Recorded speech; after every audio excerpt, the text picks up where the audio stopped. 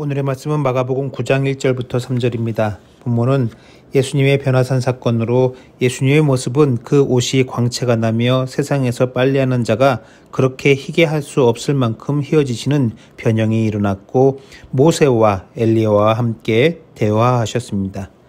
오늘은 예수님의 제자들이 경험하게 되는 찬란한 영광의 빛을 경험하는 그 자리가 어디인지 함께 나누도록 하겠습니다. 구약 성경은 우리에게 수많은 믿음의 영웅들을 소개합니다. 태초의 사람 아담, 믿음의 조상 아브라함, 하나님이 가장 사랑하신 왕 다윗, 그 외에 많은 선지자들. 그렇게 많은 믿음의 사람들 중에 왜 모세와 엘리야일까요? 어떤 학자는 그렇게 얘기합니다. 이 둘이 죽지 않고 살아있기 때문이라고. 죽어 귀신으로 나타난 것이 아니라 죽지 않고 살아있어서 예수의 변형 때에 나타난 것이다. 엘리야는 죽지 않고 회오리 바람을 타고 올라갔기 때문에 죽음의 장면을 본 사람이 없습니다. 있을 수 없지요.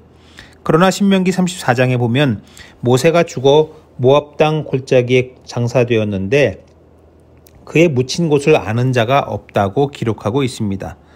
묻은 것을 모를 뿐이지 장사를 지냈잖아요. 그러니 이 주장은 동의하기가 어렵습니다. 그러면 오늘 본문에서 왜 모세와 엘리야일까요? 여러분, 모세와 엘리야는 살아있는 인간의 상태에서 하나님을 본 자들입니다. 모세는 호렙산에서 하나님과 대면하여 얘기를 나눴습니다. 죄악된 인간이면서도 거룩하신 하나님 앞에서 소멸되지 않았습니다. 엘리야는 어떨까요? 엘리야도 호렙산에서 하나님을 만났습니다. 엘리야가 호렙산의 어느 동굴에 머물고 있을 때 하나님께서 그의 앞으로 지나가셨습니다.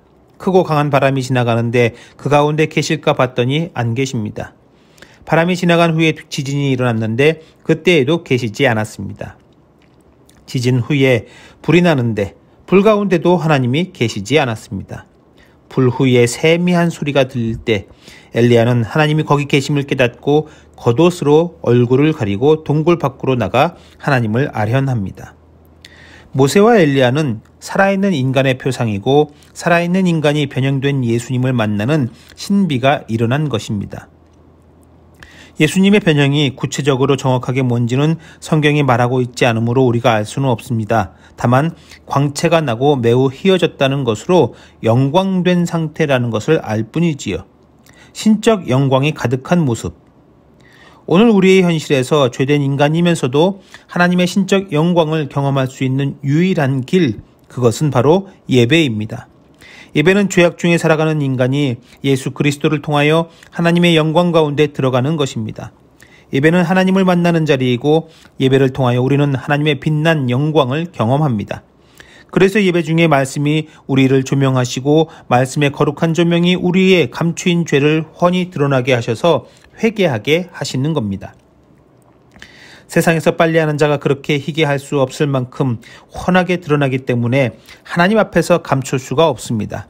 이는 전적으로 예배 가운데 역사하시는 성령님에 의한 것이지 목사의 혀끝에서 내뱉어지는 인간의 언어로서의 설교 때문이 아닙니다.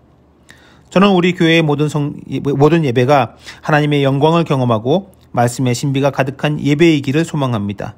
삶의 문제를 가진 사람들이 찬양을 통해 하나님의 만져주심을 경험하고 예배 때 함께 기도한 그 문제가 해결받는 역사가 나타나고 사모하는 마음으로 집에서부터 묵상해온 말씀과 설교자의 입술을 통해 주시는 말씀이 마치 하나님과 주고받는 대답과 질문처럼 하나님의 음성처럼 응답받는 신비를 체험할 수 있으면 좋겠어요.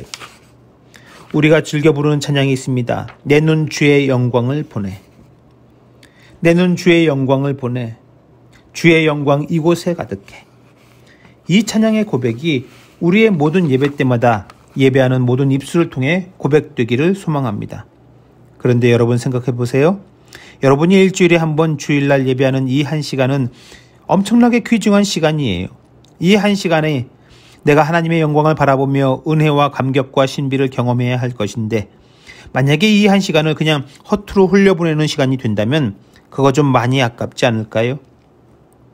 누구는 같은 예배를 통해 믿음의 기쁨을 누리고 기도하는 중에 하나님의 신비를 경험하고 말씀 중에 마치 콕 찍어 나에게 주시는 말씀처럼 응답을 받고 가는데 나는 자꾸 언제 끝나나 하고 시계를 들여다보고 오늘따라 왜 이리 설교가 길게 느껴지나 그러다가 가면은 억울하지 않겠습니까?